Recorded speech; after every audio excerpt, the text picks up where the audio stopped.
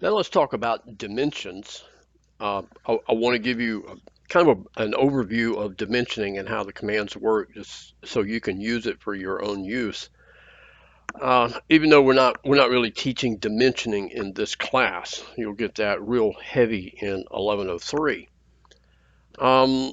You can see I've got some shapes drawn here on my screen, and dimensioning all comes on the Annotate tab. And let's look at dimension styles first. And well, before I start that, I'll reiterate what I said previously about annotative styles. Annotative is for using in model space, and typically that's in the architectural class. Mechanical drawings, almost always, not always, but almost always, we will do dimensioning in paper space.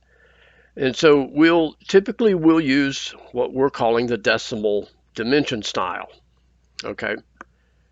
And within the dimension style, it sets all of the information, the program needs to create the dimension. So let's start here with the lines. I like to set them at by layer. That way I can, if I somehow get them on the wrong layer, I can add them to the correct layer without all these changes in the dimension style. Because if you have these set to by block, anywhere where it says by layer, if you have it set to by block, it makes changing the color, it just adds more steps to it. Okay. Baseline spacing is going to be if you use the baseline dimension command and how far apart they automatically place them. And these are the sizes that we typically use. That's the standard throughout the drafting world for most everything that you're going to be doing. Symbols, we used arrowheads in engineering drawing.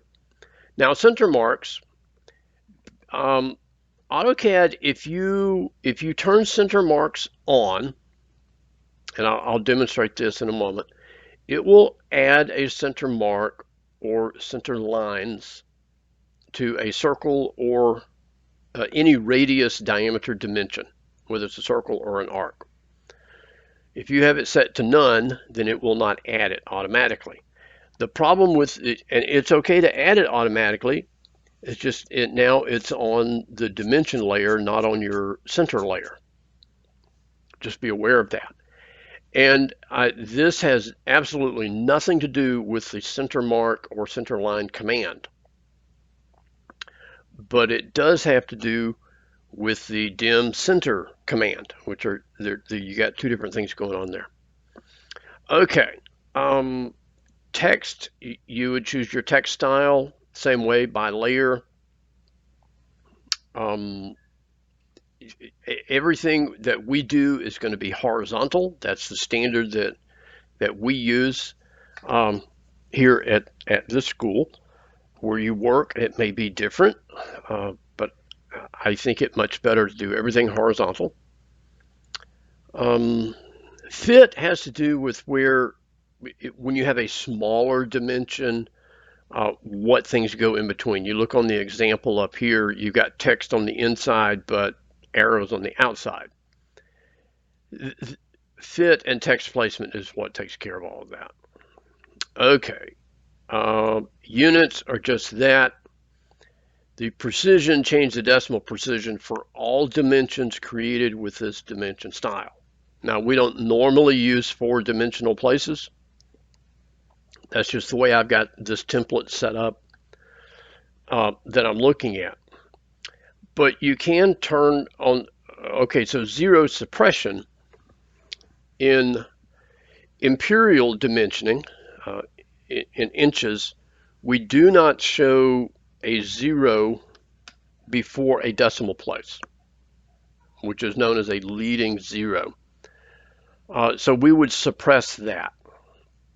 You could turn on, okay, and in metric, we do not suppress that because in metric drawings, you do leave the 0 preceding the decimal place.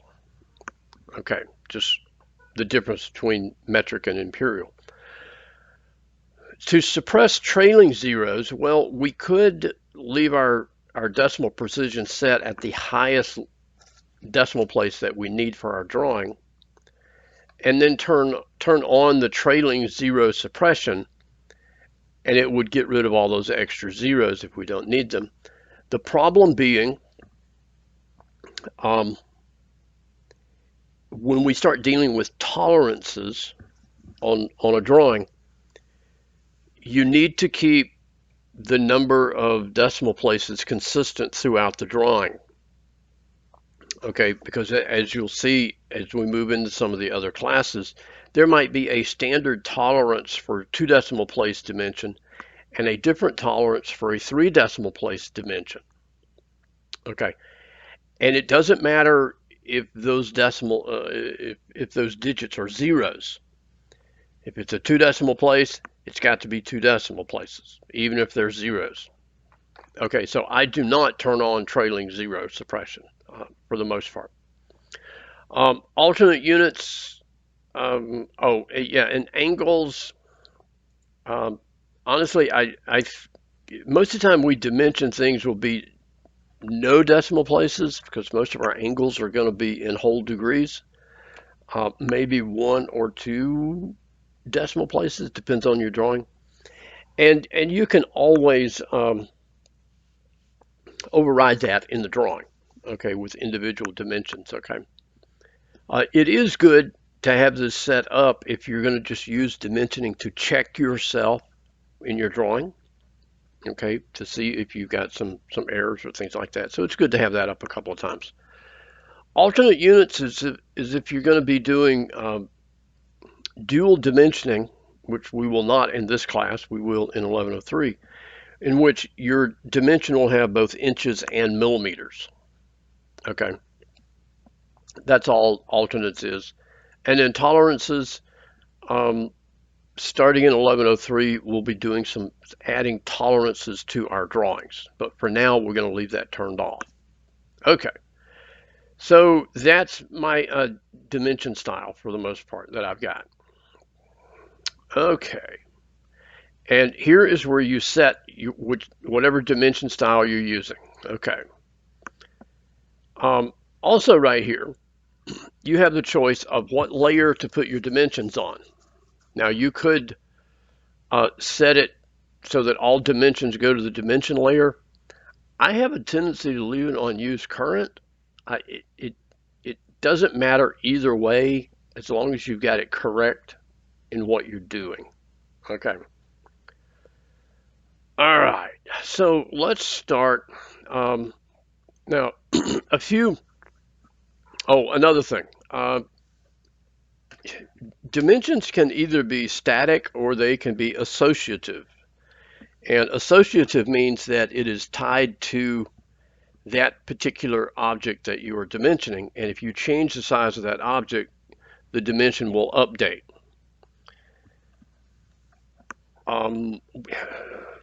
Let's go back into the dim style here.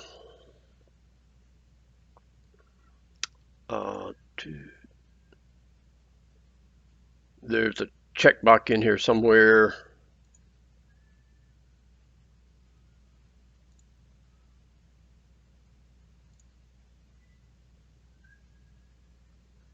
Well, I thought maybe it's in the program options. Yeah, it must be in the program options. But what will happen is if you place a dimension and then you move your object and it all of a sudden is no longer associative, it'll give you a warning symbol that, oh, you've got a boo-boo in there somehow. All right, so AutoCAD has this handy dandy multi-dimensional tool here. And it's a relatively new addition within the last, I don't know, 4 or 5 years. Honestly, I have a sometimes it just does not want to work right for me. Okay, but you can see once you select it, you've got all these options down there across the bottom. You can default to an angular or baseline or continue or whatever, okay? So you can play around with it. and you can click onto an object and see now it's not wanting to pick out a radius for me. Okay.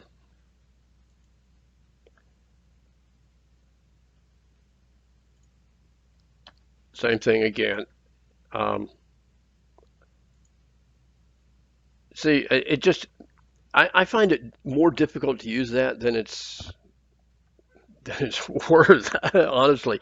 You play with it and see what you think, okay? All right, so let's start with the linear dimension.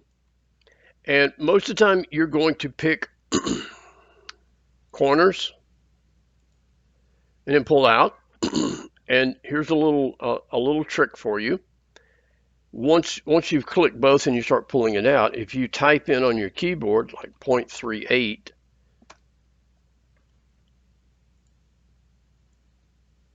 I don't know why it didn't. I guess probably my mouse was over here, so it put it there. But now then, oh, it didn't do it. It's supposed to space it out 0.38 out for some reason.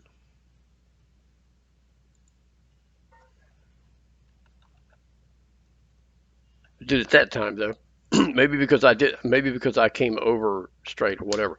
But that puts that's one way to put your first dimension the correct distance out from your object. Okay. Another trick on dimensioning is if you come down here and you want to select the object instead of, sometimes it's quicker if you just select the object instead of the pick point. And so I'll press enter on the keyboard and then I can pick that whole line and then come out and place my dimension. Sometimes that's a quicker, more accurate way of doing it for you. Okay. And you know, when you place dimensions, if you'll select the dimension and right click, here's where you can change the precision for an individual dimension. Okay. If you just hover over it and right click, you get, okay, pretty much the same thing. Maybe I just need to kind of, oh, I know. I select it and then go to the handle right there, the grip. And now you've got some options um, to move. Okay, so you can move the text only, you can move it with a leader, um, you know. And if you got really small dimensions that are really short and you can't fit the text inside, or the arrowheads inside, this is a good way to do that. It doesn't apply to this example, but that is a way to do it. Okay, so that pretty much a lot of with linear dimensions. If you hit the pull down next to it, this gives you all your kind of options. Oh, and the keyboard command, if you start typing dim, it starts listing them all out for you there, and it's dim linear. Okay, is the command. All right, so another one. Here's another example of something. If I pick from here to here and pull up and place that dimension, now the problem is you can see it puts this dimension line on top of the object line instead of there being a gap right here between them. So the order and the place in which you select your dimensioning points is important. So the way we would do it, because we're doing a linear dimension, it will dimension horizontally across there for you. That's the appropriate way to do that, okay? Now, there's another couple of things that we could do here. We can go with continue or dim continue, and it works off of the last one that I placed, and then I can keep going across placing dimensions. Now that's kind of congested. Okay, so I'm going to come in here and go to properties. Here we go, units.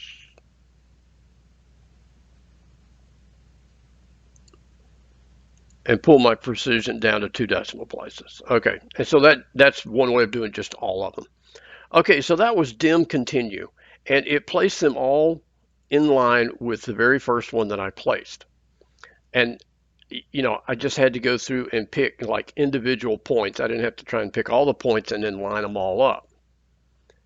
Okay, so now let's say, for example, you did that, but you want to continue an item that you had previously placed, but it wasn't selected automatically. You just select the one that you want to continue with, okay? And if you were to have,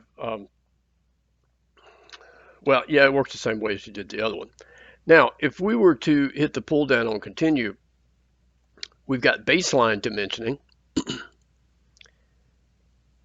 And so I'll select that one. And then you notice that I picked the one on the right. That was the wrong one. Let me go back. I'm going to hit S for select and click on the other side.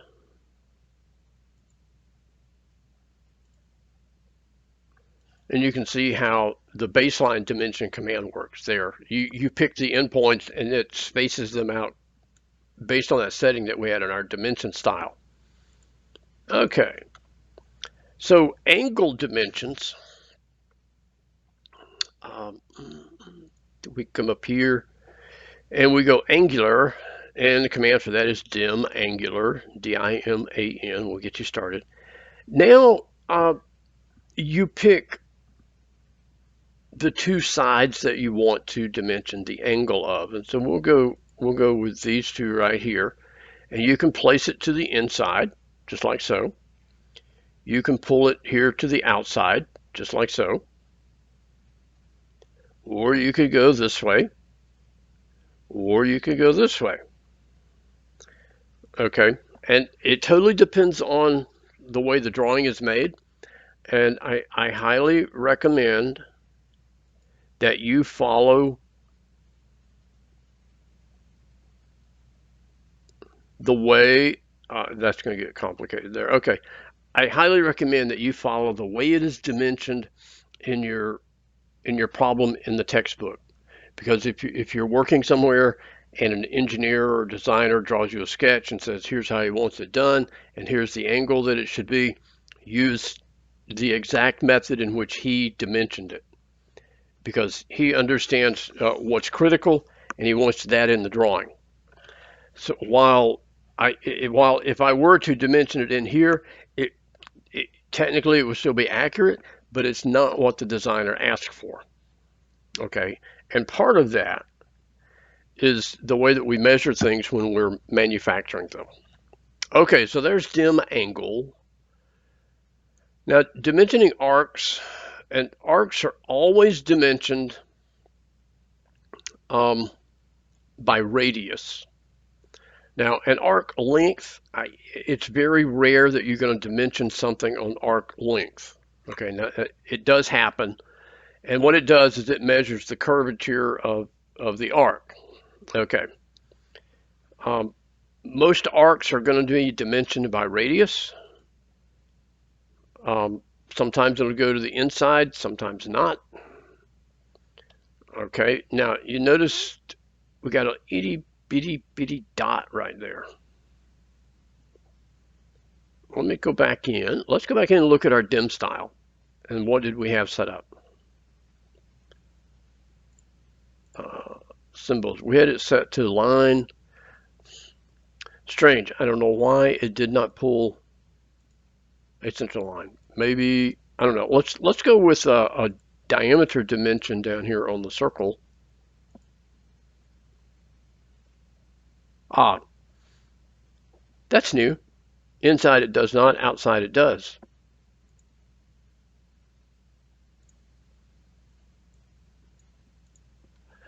Well, what do you know? That's a new one on me right there.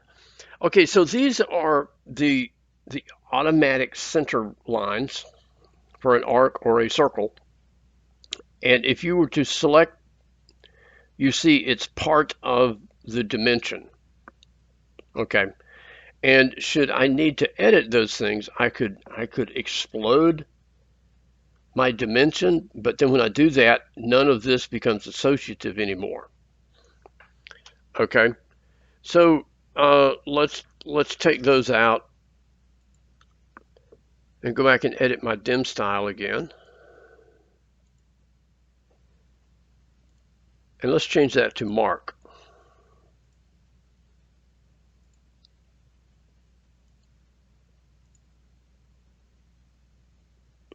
Same as before. Okay, so outside it places it, inside it doesn't.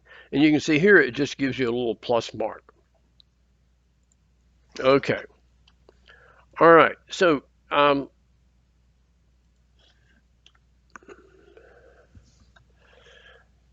I a jogged dimension is for when you have a really large radius arc, and you don't have room on your paper to put a full length dimension line, and so it kind of jogs it back in to shorten it. Okay, it's kind of an unusual thing, but it is there. Okay. Um, yeah, got a whole bunch. Okay, so associate or reassociates, you can play with that. Add, remove jog line. Okay. Those are all advanced things that we're going to cover in 1103. This gets you the basics of dimensioning. Um, Looking at my notes here, see what.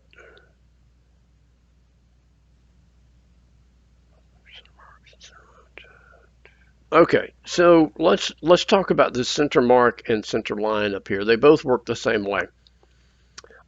If I go with the center mark tool, oh, you got to select it first,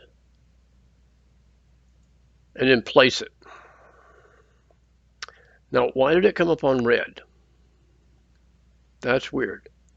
Ah, because I'm still on the visible layer.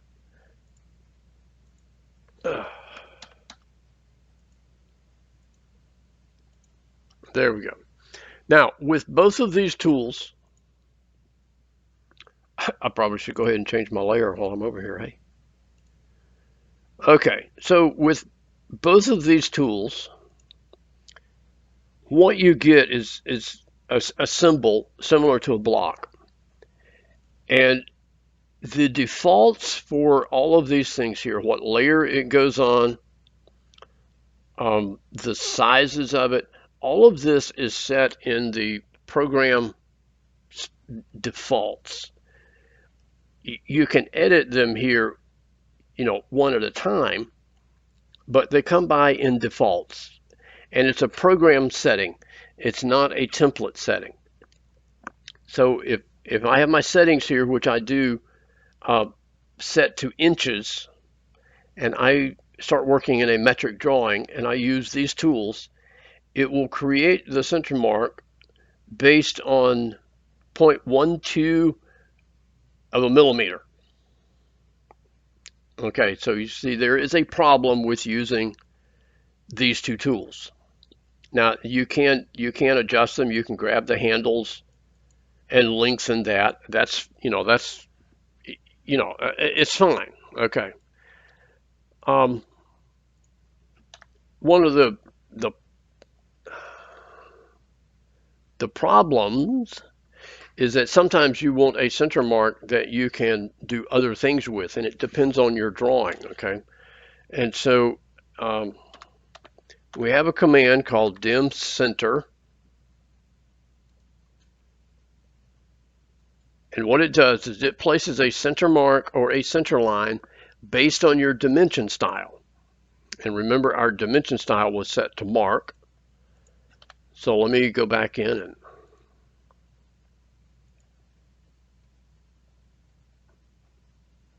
change that to line. Okay, close that, and let's do it again. Dim center. Okay. The nice thing about this particular command is now I have a line. I have a whole bunch of lines. Okay. And then I can adjust them based on lines. And we're going to have some drawings in which this is the best way to do it, because as you drag the size of this out based on your line type scale and the line type of that particular layer, it adds in those dashes the way that you might want them. Okay, it gets a little complicated, but a lot of my example videos and example drawings, this is how it was done. This is, if you want to say old school way of doing it, that's the old school way of doing it, in which you would either place or draw those things automatically. Now, what you do not want to do is leave this turned on, placing center marks manually, and then also placing them when you place a dimension. Because now you have two center marks on top of each other, and they will not look identical as you go through it. Okay, so that pretty much covers a quick rundown on dimensions. Center lines and center marks. We've got a couple of, some other kind of weird little things here. You can change the justification of your text. Text to override. Okay. So you have and we're going to have some drawings in which you will do a text override to change it from like 3.500 to like A or B or C or D or something like that. What you do not want to do ever, never, ever is do a text override if you have drawn your drawing the wrong size and you do a text override to correct a dimensional error. Because if we come in here and we say 3.55, well, that's a text override, but your object is still 3.50 long. And I will be totally honest with you, if I had drafters working for me and they kept doing text override on drawings instead of fixing their drawings, I would fire them. Because the drawing is more important than the dimensional text. So if you there are times to use text override, yes, when we're adding more information to the dimension. It is not to be used to cover up a wrong size drawing. So don't do it. Just don't do it. Okay. All right. Dimensioning, like I said, in this class, it's just kind of an introduction to you to get you kind of used to using some of the tools. We're going to go into it a lot more in the 1103 class. Okay. And I just saw it, but multi-leaders works pretty much the same way. You've got styles. I think we just have, we haven't set up the styles in this template yet, but the style setting is pretty much the same as it works on dimensions.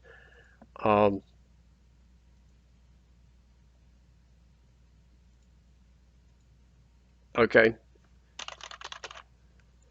So they work pretty much the same way. Now, I would not recommend using multi-leaders to dimension your arcs and circles because the angle of the line and where it points is totally up to you. Whereas if you use, I guess I should have done this before I tried to wrap everything up, huh? Okay, so if I use a radius or a diameter dimension, you notice as I move it, it always points to the center point of the arc or the circle. The leader does not. The leader just points wherever it points, okay? And this is the proper method for dimensioning an arc or a circle, is that the, the leader here should point to the center point of the arc of the circle. Okay. All right, that's that. If you got questions, man, come see us or send us that email, okay?